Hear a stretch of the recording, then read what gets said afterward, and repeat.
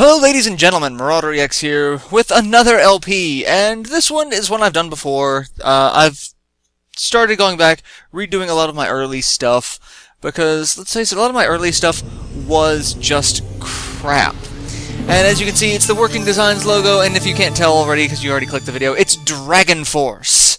So I'm going to be redoing my Let's Play of Dragon Force, better quality. Here you go. Behold the vast land of Legendra. This bountiful land was molded from ashen waste and given the breath of life by the 6 goddesses. But this land was not simply given life alone. Ostia, the foremost goddess, fostered a special love for the new creation, blessed it with a sky bright and pure, and lush rolling hills that spread from ocean to sparkling ocean. The people of Legendra rejoiced that they had found favor with Ostia, and life was good. However, as with all such tales bordering on morality plays, one lied in wait to cast a dark shadow on the prosperity and tranquility of Legendra. That one, from time uncounted, was called Madrak. He and his villainous legion scorched the land and dried the once sparkling seas with a burning fury unequaled in all creation. His singular goal was nothing less than complete annihilation of the beautiful land that Ostia and her sisters had created. Before the cruel hand of Madrak, the people of Legendra had no hope of survival. Broken and despondent, they prayed fervently for a miracle. Suddenly, the sacred dragon Harzgalt lunged forth to block Madrak's advance. Enraged, Madrak turned his fiery ardor to Harzgalt. The battle between the holy dragon and the wicked god seemed to be without end. In its wake, the winds howled, the oceans crashed, and the vast land trembled violently. 1,000 days passed, and Harzgalt had only enough strength remaining to lock Madrak into a sleep that would keep just long enough for 8 chosen heroes to be born. Now, that time is upon us. The final confrontation rushes forth.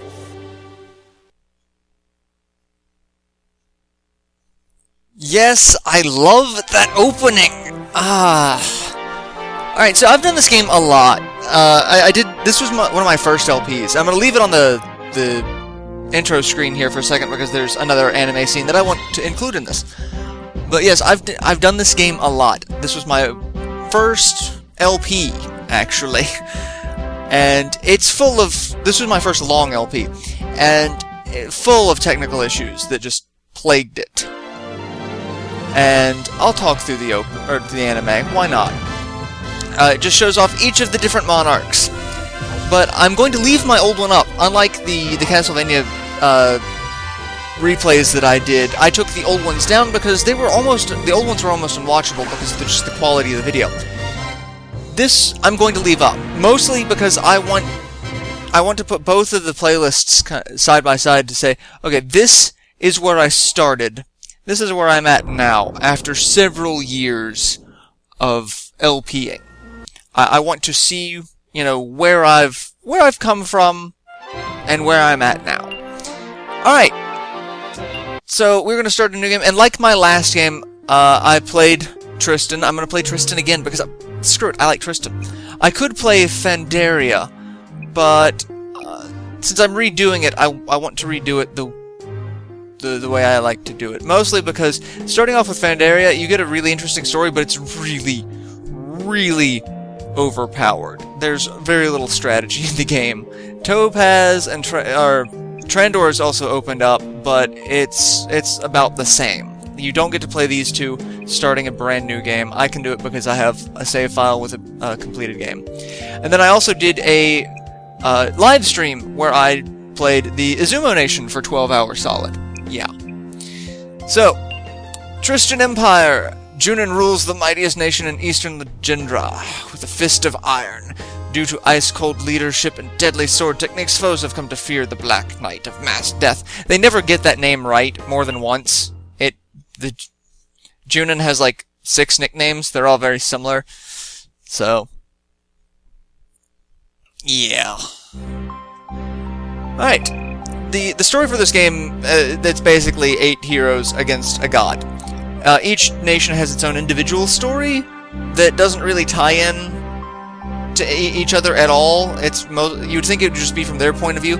No, there's going to be slight differences because that one, whoever you pick is obviously going to be, quote, the leader. So there's going to be differences. Here we've got Junon in Tristian Castle. Goldark has declared war against everyone.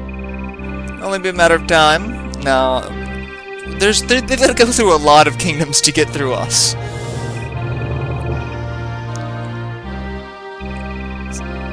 This game, I can't, I love this game so much. Alright, so, these are Junon's war council, his starting generals.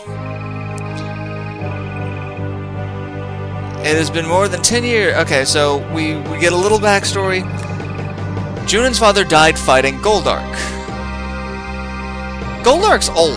Like, we're just gonna throw that out there. Goldark's kind of old. That is our advisor. Not a general, but just the person who talks to us. Messengers we sent to propose a union with King Win were dispatched some days ago. Hear from them any time now. Goldark had been confined to a tower, and somehow he killed his own brother and took over rule of the Empire. That's... how? And now has declared war on everyone. Something to do with Gaul and Scythe. Spawned from... So, those are 2 of Goldark's generals.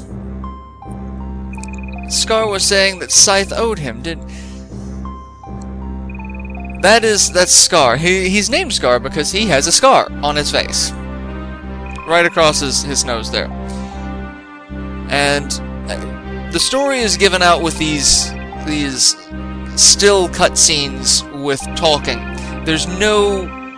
There are like 2 CGI cutscenes in the whole game. But we learn a little bit about Scythe's past as Scar was there. Scythe is just a creepy woman. Summoned forth a whole bunch of beasts. Yes. And I love how they call it a high level, like... In this world, they have designated levels.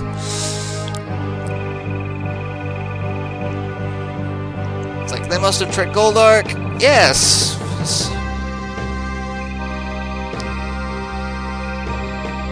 And that's another one of our advisors. He's just a general advisor to, I think, everyone.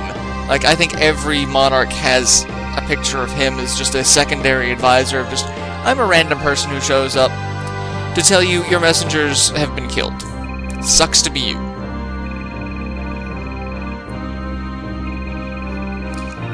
On my honor, I will slay that wretched man. Yeah. Yeah. The thing about this game is nothing is as it seems. Starting off with Junon.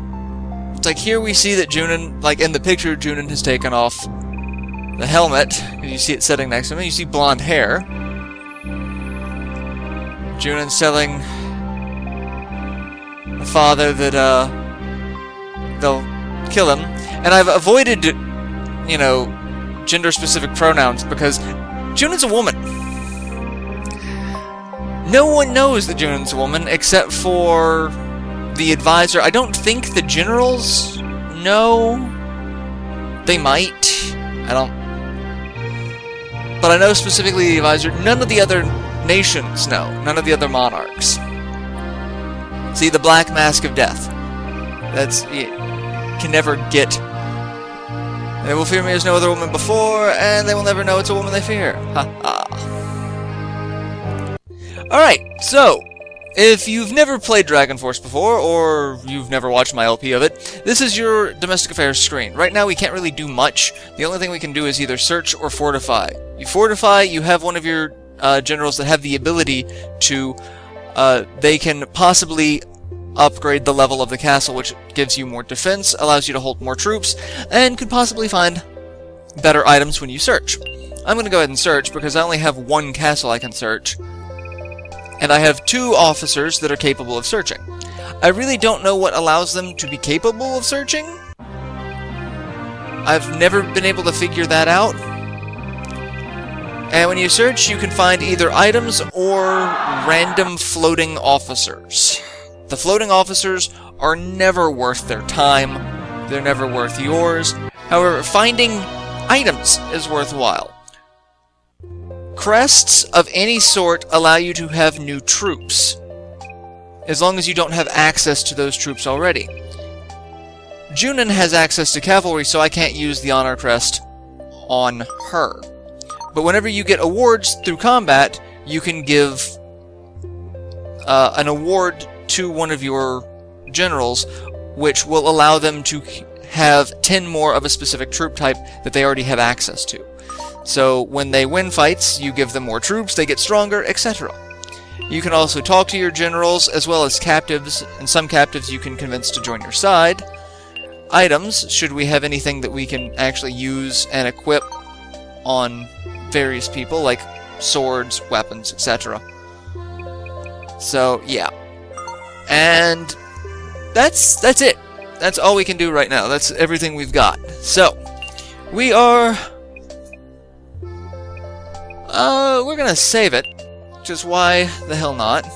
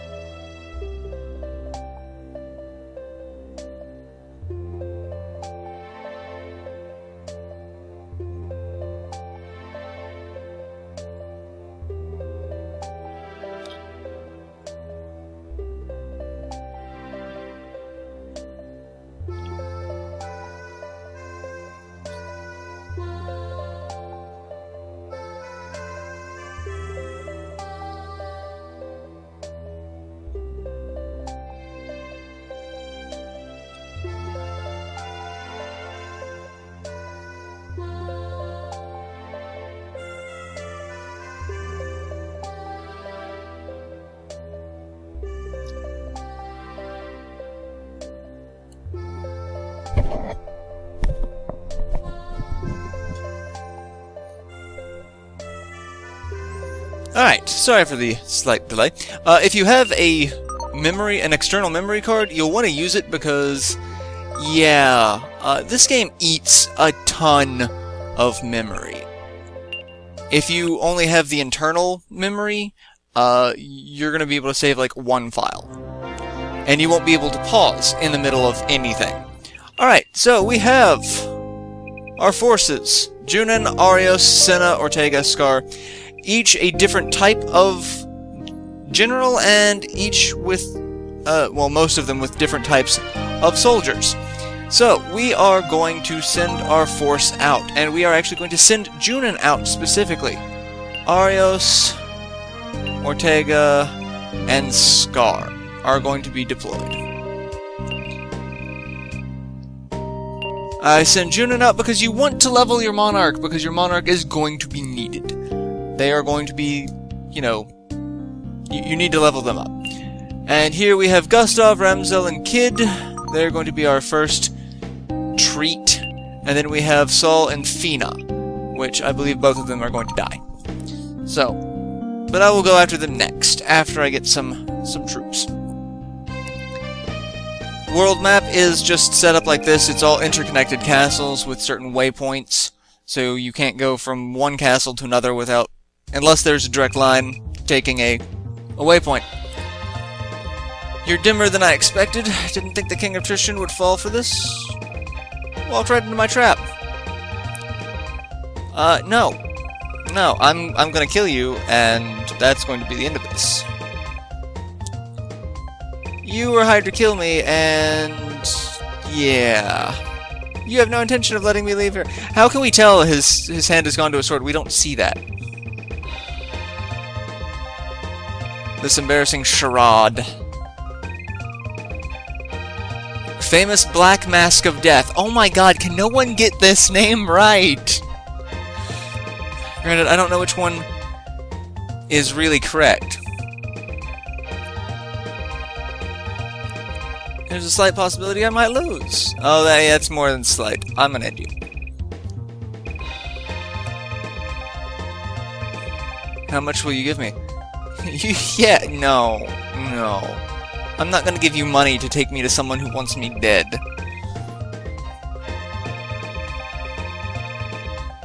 Okay. You can tell the spirits about it after I kill you. Alright, this is the battle setup screen.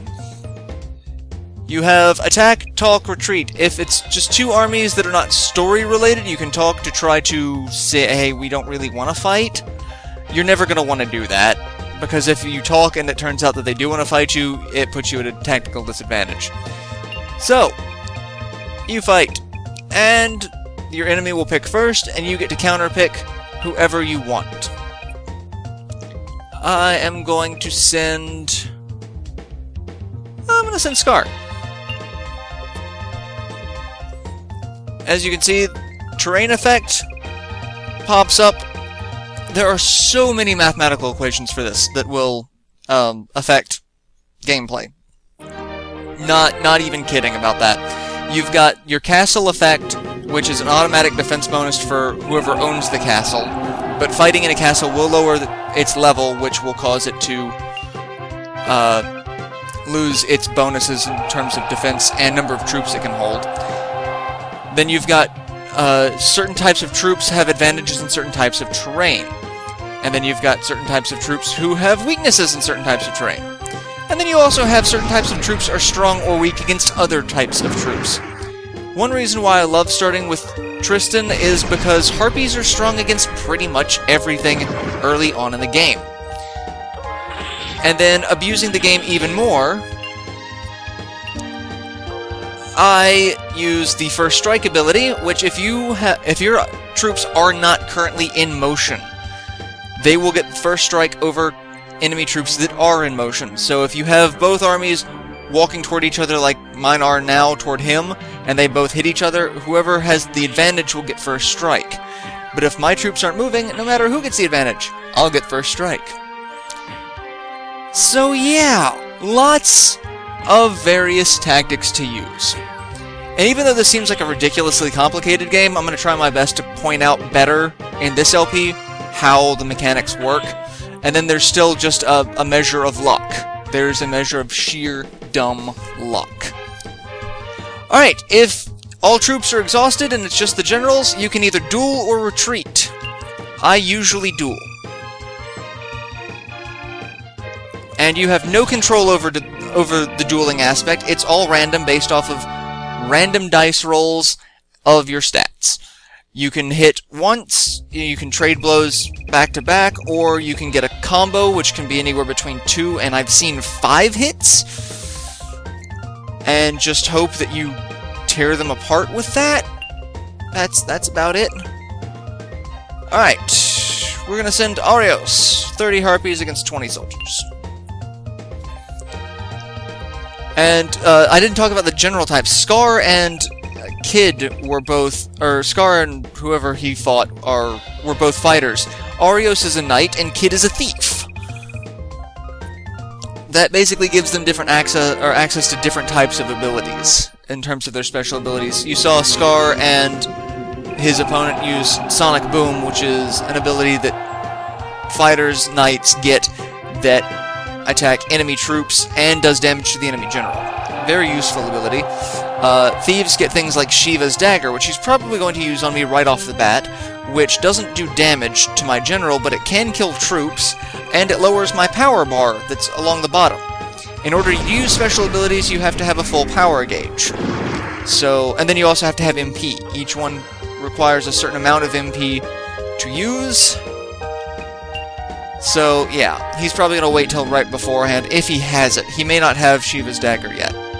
So, either way, I'm going to throw out another Sonic Boom, just to do a little more damage.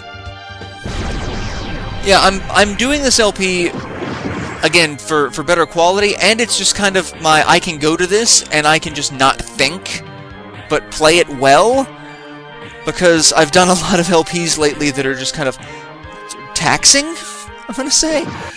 So, this is kind of fun and just laid back before I start my next. I've got 3 that I've got planned that are going to just be a logistical nightmare. So, yeah. Alright, so now we've got Gustav left, and he's got Cavalry, which Cavalry are actually a strong troop type, but still not strong enough to take on my Harpies. And as you see, each time an army goes into battle like this, they have a little line that they say, their quote. One of my favorites is, "You're as slow as a geriatric bowel movement." Love it. Alright. And you want to be very, very careful when using your Monarch for anything. You want to use them in combat, but you want to be careful because if they die, if you have a game over, or if they run out of HP, you don't retreat. That's a game over, and you have to start from wherever your last save was. So be very careful about using them. So, I mean, this fight, it's not worth fretting about, but some Monarchs are a little bit harder to use because of their class and their troop types. Like Pale Moon, she is a spellcaster type general, and she has mage type troops, which they're really hard to start off with in the beginning of the game. You know, mid-game toward end-game, they can become kind of beastly, but starting off, they are at a little bit of a disadvantage. Alright, so with that, we have defeated Gustav's troops, taken over his castle, and all 3 of them, Ramzel, Kid, and Gustav, have now all been captured. I only fought you because I was hired to. King of Tristian is way too strong for me. I'm so dull. And we've captured all 3 of them. Fantastic. And once it gets back to the world map screen, I'm going to go ahead and end this episode here. I'm going to try to have it set up where I will have each video will be like a domestic affairs screen, and then what happens after the domestic affairs when we get back to the world map here. So as you see, we still have a lot of time, so it's going to take me a little bit. But I will end this episode here and just continue on until we run out of time. So, till then, later everyone.